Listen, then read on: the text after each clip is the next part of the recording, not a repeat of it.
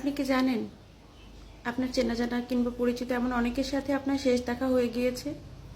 তাদের সাথে আপনার এই ইহকালে আর কখনোই কোনো দেখা সাক্ষাৎ হবে না। যদি দেখা হয়ে থাকে সেটা হবে পরকালে। এমন অনেকেই আছে আপনি যাদেরকে কথা দিয়েছিলেন কিংবা মনে মনে ভেবে রেখেছিলেন আপনি তার সাথে পরবর্তীতে আবার দেখা করবেন, বা আপনি তাকে কথা দিয়েছিলেন আপনার সাথে তার আবার দেখা হবে। এমন অনেকের সাথেই আপনি দেখা করে ফেলেছেন যাদের সাথে জীবিত অবস্থায় আর কখনোই আপনার দেখা হবে না। পরবর্তীতে আপনার দেখা হবে তার সাথে ঠিক পরকালে। যে মানুষটার সাথে খুব অনায়াসেই আপনি খারাপ ব্যবহার করে তার মনে কষ্ট দিয়ে আপনি হন হন করে হেঁটে চলে গেছেন, কিংবা মনে মনে ভেবেছেন আপনি তাকে সরি বলবেন কিছুদিন পর কিংবা কালকে। এই ভাবতে ভাবতেই আপনি হঠাৎ করে শুনবেন যে মানুষটাকে আপনি কষ্ট দিয়েছিলেন বা যে মানুষটাকে আপনি সরি বলতে চেয়েছিলেন সেই মানুষটা হঠাৎ স্টপ করে দুনিয়ার মায়া ত্যাগ করে চলে গেছে, কিংবা অন্য যে কোনো কারণে আল্লাহ তাকে তার কাছে নিয়ে গেছেন। তার সাথে আপনার আর কখনোই দেখা হবে না। আপনি তাকে সরি বলতে চেয়েও আর সরি বলতে পারলেন না। মানুষের জীবনের অনেক বড় একটা ব্যাপার হলো শেষ দেখা, জীবনে আর কখনো দেখা না হওয়া। এমন অনেক সময় হয় একটা মানুষকে আপনি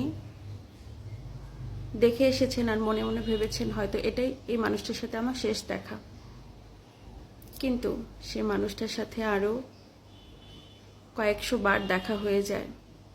সেই মানুষটা আরও, আপনি ভাবলেন সে হয়তো আর বাঁচবে না, তার শারীরিক অবস্থা এতটাই খারাপ বা সে এতটাই মুমূর্ষু, কিন্তু আপনার ভাবনাকে ভুল প্রমাণিত করে সে আরও বছরের পর বছর বেঁচে থাকলো, কিংবা আপনার তার সাথে আরও কয়েকশো বার দেখা হয়ে গেল। কিন্তু যে মানুষটার সাথে আপনার দেখা হওয়ার কথা আপনি কল্পনাতেও ভাবেননি যে মানুষটাকে আপনি আর দেখতে পাবেন না,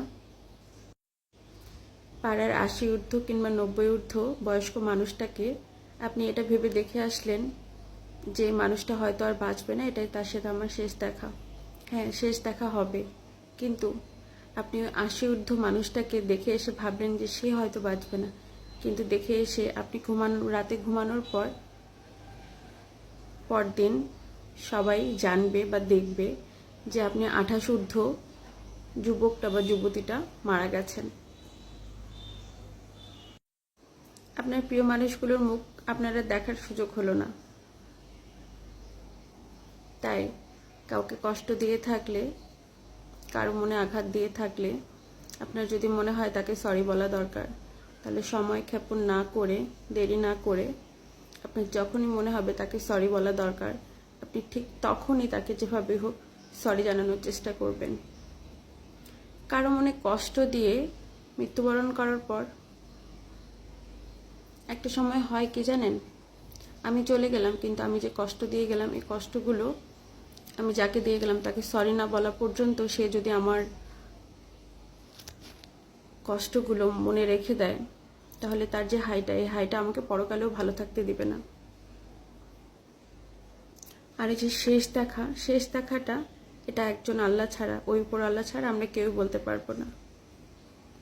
আমরা চাই না বা আমরা জানি না কখন কার সাথে আমাদের শেষ দেখা হয়ে যাবে বা গেছে। কেউ আপনার সাথে অন্যায় করছে তাকে মন থেকে ক্ষমা করে দিন, ভালোবাসুন। মনের মধ্যে দূরত্ব না রেখে আত্মীয় অনাত্মীয় বন্ধু বান্ধব সবার সাথে মন খুলে কথা বলুন, সরি চেয়ে নিন, ভালো ব্যবহার করুন। অন্তত আপনি চলে যাওয়ার পর তাদের জন্য আপনাকে নিয়ে কোনো বিরূপ মন্তব্য বা প্রতিক্রিয়া করার উপায় না থাকে, কিংবা সে চলে গেল আপনার মধ্যে যেন আক্ষেপ না থাকে যে আমি তার সাথে শেষ কথাটা বলতে পারিনি কিংবা শেষ সরিটা বলতে পারিনি। আমি আমার নিজের জীবনের একটা বড় উদাহরণ আপনাদেরকে দিই। আমার বাবা দীর্ঘদিন অসুস্থ অবস্থায় হসপিটালে ভর্তি ছিলেন, প্রায় ৩ বছর।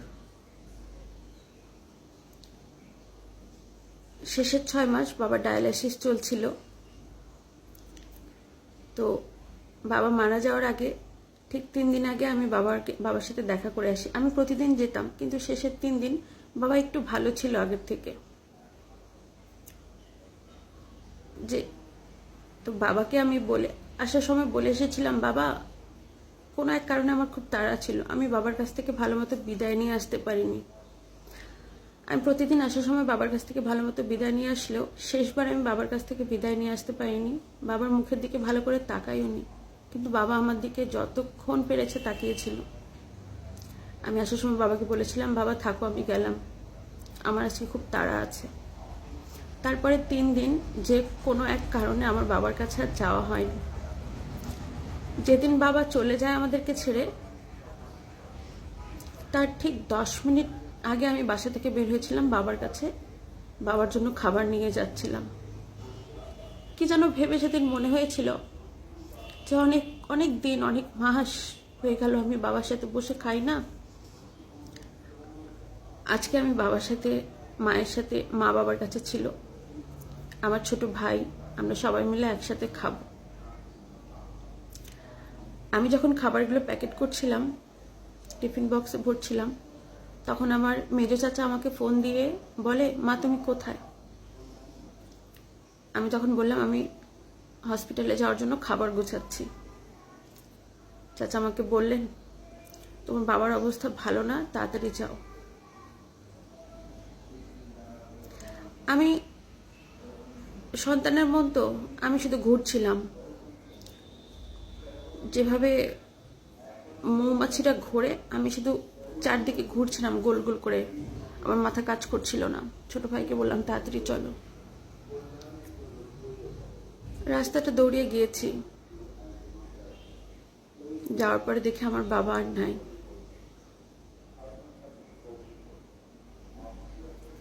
বাবা নাই। আমার বাবার সাথে শেষ দেখাটা আর হলো না, শেষ কথাটা হলো না।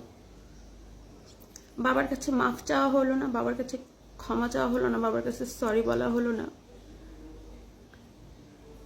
আমি ভাবিনি বাবার সাথে 3 দিন আগে ওটাই আমার শেষ দেখা ছিল। যদি ভাবতাম, জানতাম, হয়তো আমি বাবার কাছ থেকে নড়তামই না, সরতামই না।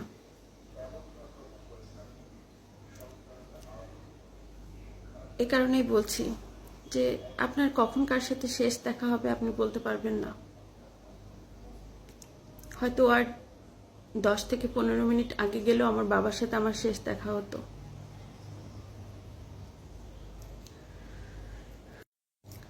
কারো জন্য মনের মধ্যে ক্ষোভ, আক্ষোভ, এসব দ্বিধা দ্বন্দ্ব এসব মনের মধ্যে না পুষে না রেখে সবার সাথে ভালো ব্যবহার করুন, যেন শেষ দেখাটা না হলে বা আপনার আক্ষেপ না হয়। আমি যদি সেদিন বাবার সাথে ভালো মতো বিদায় নিয়ে আসতাম, বাবার সাথে বসে দুটো কথা বলে আসতাম, বা মাঝখানে 3 দিন আমি বাবার কাছে না গিয়ে প্রতিদিন যেতাম, তাহলে আমার মধ্যে যে একটা আক্ষেপ, এই আক্ষেপটা সারা জীবন আমার মধ্যে থাকবে। বাবাকে হারিয়ে গেছি আজ 1 বছর, তারপরে আমার মনে হয় আমি কেন সেদিন বাবার কাছে শেষ বিদায়টা ভালো মতো নিইনি। কারণ আমি তো জানতাম না সেটা আমার শেষ বিদায়। আসলে আমরা কেউই জানি না আমাদের শেষ বিদায়টা কখন হবে। আমাদের সর্বক্ষণ প্রস্তুত থাকতে হবে শেষ বিদায়ের জন্য। কারো মনে কষ্ট দিলাম আর ভাবলাম যে পরে সরি বলে নেব, বা কেউ আমাকে দেখতে চাইলো বা দেখা হওয়ার কথা, আমি বললাম কিছুদিন পরে দেখা করব, আমি তো আরো অনেকদিন আছি বা সে তো আরো অনেকদিন আছে। আসলে আল্লাহ ছাড়া কেউ বলতে পারবে না আমাদের শেষ বিদায়টা ঠিক কখন কোন মুহূর্তে হবে। এই এখনই আমি আছি, আবার চোখের পলক এভাবে ফেলার আগেই আমি দুনিয়া থেকে চলে যেতে পারি। তাই সবার নিজেকে প্রস্তুত রাখতে হবে শেষ বিদায়ের জন্য। সবার সাথে ভালো ব্যবহার করতে হবে, মিলেমিশে থাকতে হবে। আবারও বলছি, কাউকে যদি কষ্ট দিয়ে থাকেন প্লিজ সরিটা বলে নেবেন।